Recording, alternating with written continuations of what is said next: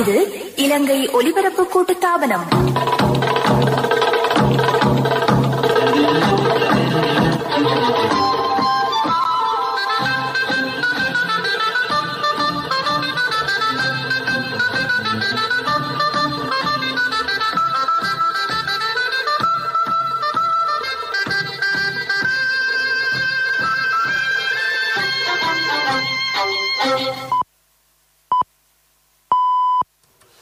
நேரம் 6 மணி. இலங்கை ஒலிபரப்பு கூட்டுத்தாபனம் செய்திகள். செய்தி ஆசிரியர் ஸ்ரீ நாகவாணி ராஜா. வாசிப்பவர் ஜே யோகராஜ். முதலில் தலைப்புச் செய்திகள். தரமான பொருட்கள் மற்றும் சேவைகளை ஒரே கூரையின் கீழ் பெற்றுக் கொள்வதற்கு நுகர்வோருக்கு வாய்ப்பு. நாராயண்பேட்டையில் சிறப்பு வர்த்தக மத்திய நிலையம் ஜனாதிபதியினால் திறப்பு. மனித உரிமைகள் தொடர்பான யஸ்மின் சூகாவின் அறிக்கைக்கு எதிராக இலங்கை அரசாங்கம் கடும் நடவடிக்கை. பெரும்போக நெல் கொள்வனவுக்காக 1600 கோடி ரூபாவை திரைசேரி ஒதுக்கியுள்ளது. மத்திய வங்கியின் பிணைமுறை தொடர்பான வழக்கு விசாரணை நிறைவு. நாட்டில் கொரோனா மரணங்களின் எண்ணிக்கை 379 உயர்வு. சீனாவுக்கும் அமெரிக்காவுக்கும் இடையிலான மோதல் இரு நாட்டுக்கும் பேரழிவை ஏற்படுத்தும் என்று சீன ஜனாதிபதி எச்சரிக்கை. தென்னாப்பிரிக்க அணியுடனான முதல் T20 போட்டியில் பாகிஸ்தான் அணி 3 ஓட்டங்களால் வெற்றி. அவை தலைப்புச் செய்திகள். இனி விரிவான செய்திகள். நாராயண்பேட்டை பொருளாதார மத்திய வளாகத்தில் நிர்மாணிக்கப்பட்டுள்ள ஸ்டேட் ட்ரஸ்ட் சென்டர் ஜனாதிபதி கோட்டாபய ராஜபக்சவினால் நேற்று திறந்து வைக்கப்பட்டது. இது 78 அரச மற்றும் தனியார் வர்த்தக நிலையங்களை கொண்டுள்ளது.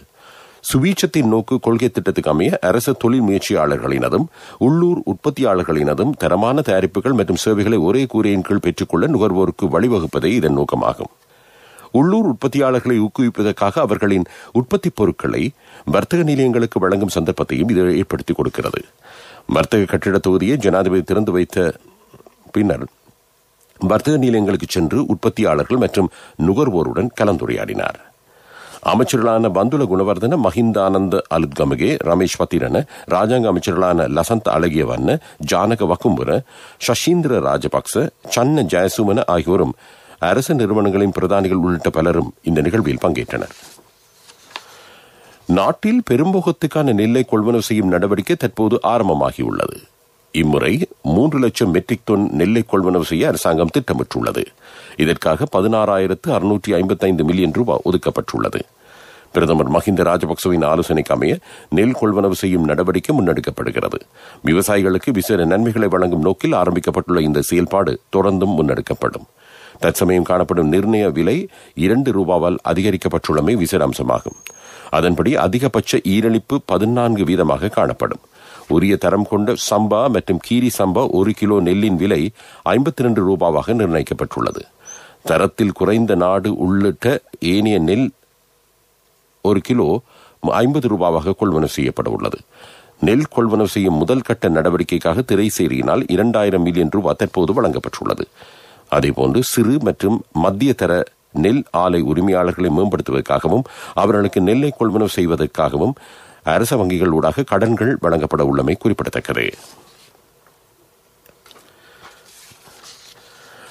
கடந்த 2016 ஆண்டளவில் இடம்பெற்ற மத்திய வங்கி பிணைமுறை மோசடி தொடர்பில் முன்னாள் அமைச்சர் ரவி கருணாநாயக்க, மத்திய வங்கியின் முன்னாள் ஆளுநர் அர்ஜுன் மகேந்திரன் உள்ளிட்ட 11 பேர் மீதான விசாரணைகளை முன்னெடுக்க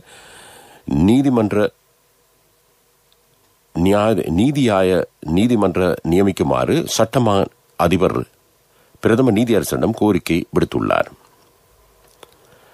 மத்திய வங்கியின் பிணைமுறை தொடர்பான விசாரணைகள் நிறைவடைந்துள்ள நிலையில் சட்டமா அதிபர் இந்த கோரிக்கையை விடுத்துள்ளார். புதிய அரசியல் அமைப்பை தயாரிக்கும் பணியில் நிபுணர்கள் குழு செயல்பட்டுக் கொண்டிருக்கும் அதே நேரம் தண்டனை சட்டம், சிவில் சட்டம் மற்றும் வர்த்தக சட்டங்களில் திருத்தங்களை மேற்கொள்வதற்காக நியமிக்கப்பட்ட பூரணகால முழு உபகுழுக்கள் செயல்படுவதாக நீதி அமைச்சர் அலி சப்ரி தெரிவித்தார். குற்றவியல் நீதி கட்டமைப்பில் மாற்றங்களை ஏற்படுத்துவதன் முக்கியத்துவம் தொடர்பில் ஆராயும் நோக்கில் இடம்பெற்ற நீதி அமைச்சு தொடர்பான ஆலோசனை குழுவிலேயே அமைச்சர் இதனை குறிப்பிட்டார்.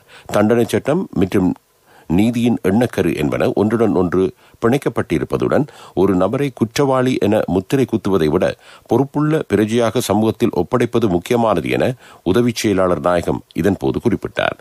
இந்த இலக்கை அமைச்சுசார் ஆலோசனை குழுவின் 2 சக்கரங்களின் ஊடாக அடைய முடியும் என்றும் பாராளுமன்றத்தின் உதவி செயலாளர் நாயகம் சுட்டிக்காட்டினார். நீங்கள் கேட்டுக்கொண்டிருப்பது இலங்கை ஒலிபரப்பு கூட்டுத்தாபனத்தின் செய்திகள்.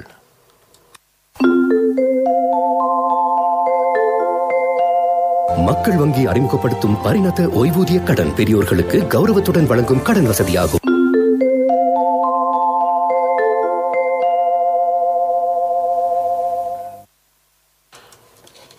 கொழும்பில் இடம்பெற்ற சுதந்திர தின நிகழ்வில் கலந்து கொண்ட சிவில் பாதுகாப்பு திணைக்கள குழுவில் 50 பேருக்கு கொரோனா வைரஸ் தொற்று உறுதி செய்யப்பட்டுள்ளதாக தெரிவிக்கப்படுகிறது.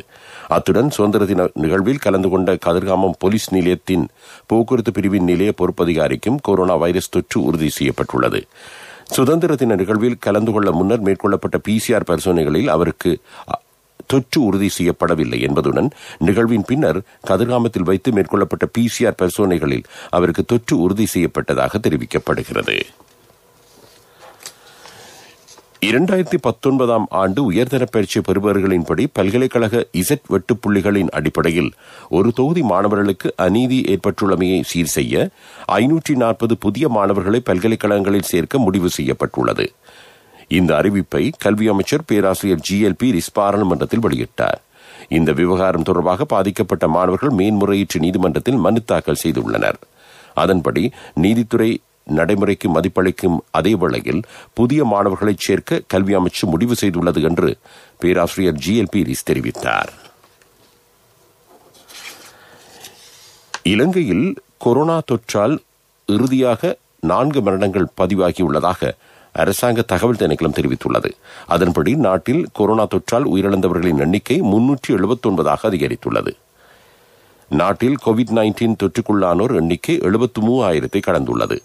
நேற்றைய தினம் 939 புதிய தொற்றாளர்கள் இனம் காணப்பட்டனர்.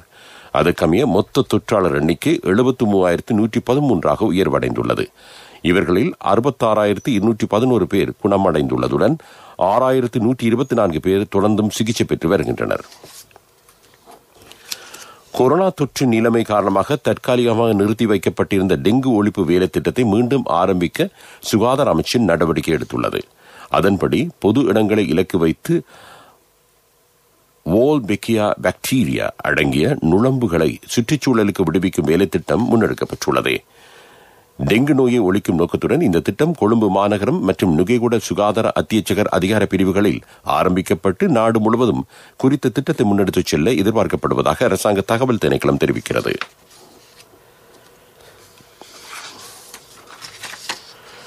மனித உரிமைகள் தொடர்பான சட்டத்தரணி யஸ்மின் லூயிஸ் சூகா இலங்கை தொடர்பில் ஐக்கிய நாடுகள் மனித உரிமைகள் சபையில் முன்வைத்துள்ள கருத்துக்கள் பொய்யானது என சட்டத்தரணி பிரதீபா மகாநாமஏவா தெரிவித்துள்ளார்.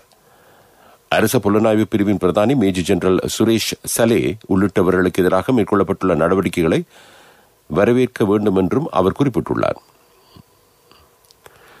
இதேவேளை மனித உரிமைகள் தொடர்பான சட்டத்தரணி ஜஸ்மின் லூவி சூகாவுக்கு எதிராக அரச புலனாய்வு பிரிவின் பிரதானி மேஜர் ஜெனரல் சுரேஷ் சலே நீதிமன்றத்தை நாடியிருக்கிறார். பயங்கரவாத செயல்பாடுகள் இடம்பெற்ற போது இலங்கையில் மனித உரிமைகள் மீறப்பட்டதாக குறிப்பிட்டு ஐக்கிய நாடுகள் மனித உரிமைகள் ஆணைக்குழுவுக்கு ஜஸ்மின் லூவி சூகா அறிக்கை முன்வைத்த விவகாரம் தொடர்பிலேயே மேஜர் ஜெனரல் சுரேஷ் சலே நீதிமன்றத்தை நாடியிருக்கிறார். இதேவேளை ஜஸ்மின் லூயிஸ் ஜூகா இலங்கை தொடர்பில் முன்வைத்த அறிக்கையில் உண்மைக்கு புறம்பான விடயங்கள் உள்ளடக்கப்பட்டிருந்ததாக மனித உரிமைகள் செயல்பாட்டாளர்கள் தெரிவிக்கின்றனர். இலங்கை நடிகர் ஜெயலால் ரோஹன தனது 55வது வயதில் காலமானார். ராகம வைத்தியசாலை சிகிச்சை பெற்று வந்த நிலையில் நேற்று அவர் உயிரிழந்ததாக தெரிவிக்கப்படுகிறது. அவை உள்நாட்டுச் செய்திகள். அடுத்து வருவது பிரதான செய்தி. மக்கள் வங்கி அறிமுகப்படுத்தும் பரிணத ஓய்வூதிய கடன் பெரியோர்களுக்கு கௌரவத்துடன் வழங்கும் கடன் வசதியாகும். இவ்வளவு குறைஞ்ச வட்டிக்கு எங்கட பிள்ளைகள் போல அல்லவா மரியாதை.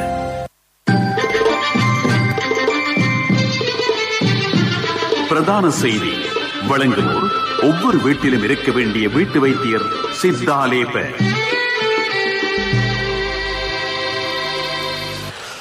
தோட்டத் தொழிலாளர்களின் தொழில் பாதுகாப்புக்காக ஜனாதிபதி கோட்டாபய ராஜபக்ச அரசாங்கம் முன்னிற்பதாக பெருந்தோட்டத்துறை அமைச்சர் ரமேஷ் பத்திரன பாராளுமன்றத்தில் தெரிவித்தார். தோட்டத் தொழில் சங்கங்களுக்கும் முதலாளிமாருக்கும் இடையில் பல சந்தர்ப்பங்களில் தொழிலாளர்களின் சம்பள பேச்சுவார்த்தைகள் நடைபெற்றன. கூட்டு ஒப்பந்தத்தின் அடிப்படையில் இந்த யோசனையை வழங்க முடிவு செய்யப்பட்டது. ஒருமித்த கருத்தை எடுக்க முடியவில்லை என்பதனால் சம்பள நிர்ணய சபையினால் தொழில் அமைச்சினூடாக தொழிலாளர்களின் சம்பள அதிகரிப்பு தீர்மானம் மேற்கொள்ளப்பட்டுள்ளது. தொழிலாளர்கள் சிரமத்துக்குள்ளாகும் எந்த ஒரு நடவடிக்கையை மேற்கொண்டால் குறித்த முதலாளிமாருக்கு எதிராக சட்ட நடவடிக்கை எடுக்கப்படும் என்றும் அமைச்சர் ரமேஷ் பத்திரன குறிப்பிட்டார். அது பிரதான செய்தி. அடுத்து வருவது உங்கள் கவனத்துக்கு.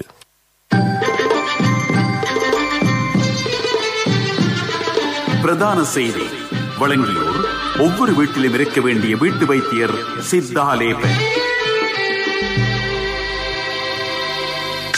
உங்கள் கவனத்திற்கு.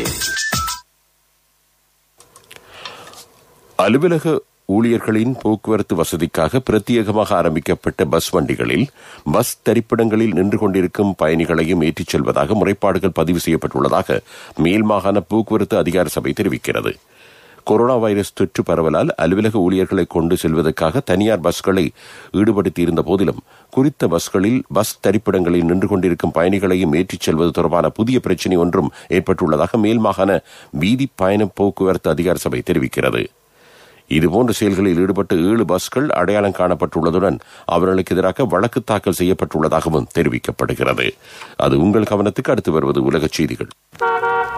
பீப்பிள்ஸ் லீசிங் புரட்சியுடன் இணையுங்கள். மகத்தான வட்டி குறைப்புடன் இணையற்ற லீசிங் தவணைகள். விவரங்களுக்கு அருகில் உள்ள பீப்பிள்ஸ் லீசிங் கிளைக்கு வாருங்கள் அல்லது அலைங்கள் 01122600. பீப்பிள்ஸ் லீசிங், நம்பிக்கையின் முதல்வன். உலகச் செய்திகள்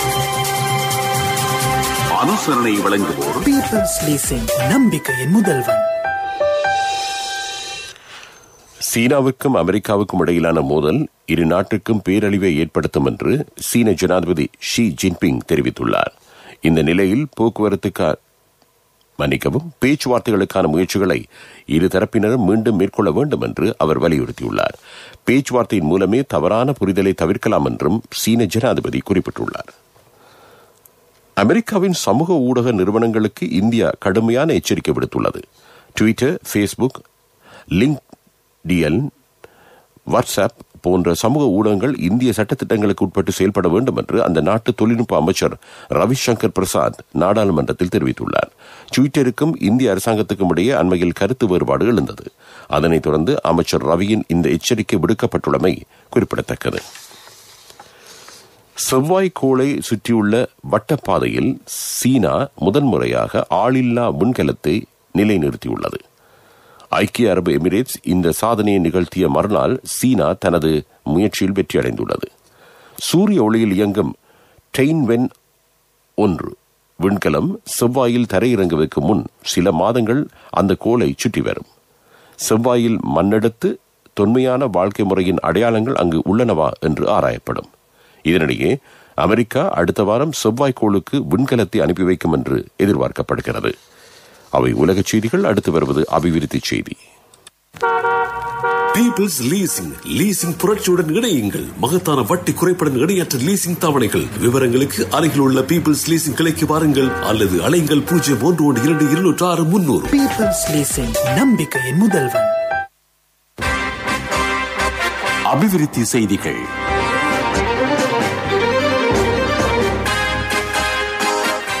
இலங்கை ஜெர்மன் தொழில்நுட்ப பயிற்சி நிறுவனத்தின் ஆனமடுவ பிராந்திய நிலையம் பிரதமர் மஹிந்த ராஜபக்சவினால் திறந்து வைக்கப்பட்டது. சுவிட்சத்தின் நோக்கு கொள்கை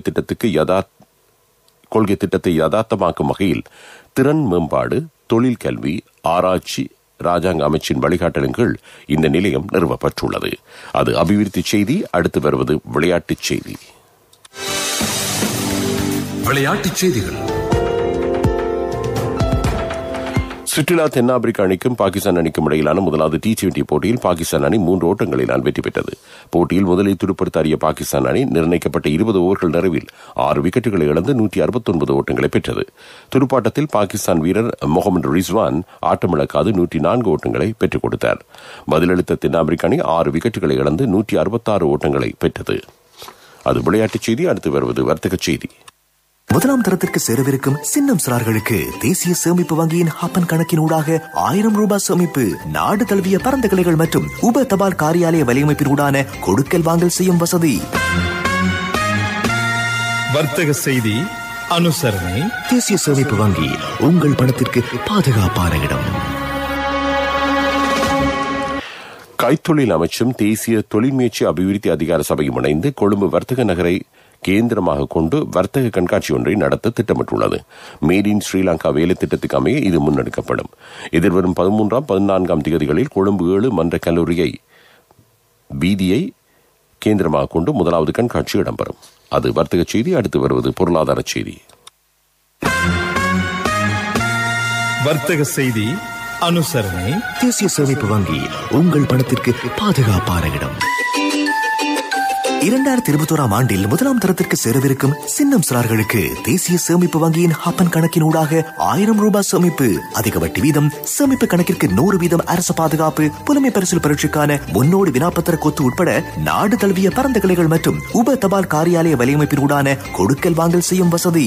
நீங்களும் இன்றே உங்கள் செல்ல பிள்ளையின் எதிர்காலத்திற்காக ஹப்பன் கணக்கொன்றினை ஆரம்பியுங்கள். நிபந்தனைகளுக்கு உட்பட்டது. உங்கள் பணத்திற்கு பாதுகாப்பான இடம் தேசிய சேமிப்பு வங்கி. பொருளாதார செய்திகள் அனுசரணை.